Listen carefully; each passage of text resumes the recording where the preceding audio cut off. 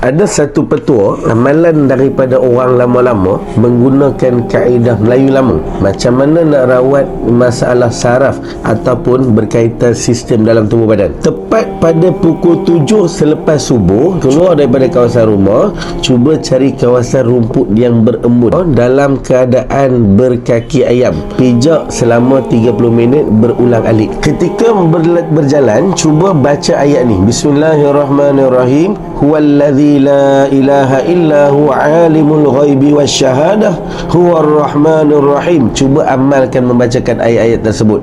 InsyaAllah hampa amalkan selama 40 hari, hampa akan nampak perubahan bisa-bisa pada kaki, tapak tangan dan sebagainya, terutama sekali masalah saraf akan berkurangan. Dan amalan ni juga sangat sesuai diamalkan untuk orang yang ada masalah penyakit termasuk stroke. Sebelum video ni hilang, save video ni, jangan like, komen dan share untuk orang yang sama. Kaedah Melayu lama macam mana nak rawat masalah saraf ataupun masalah urat dalam tubuh badan. So jangan lupa komen-komen tu.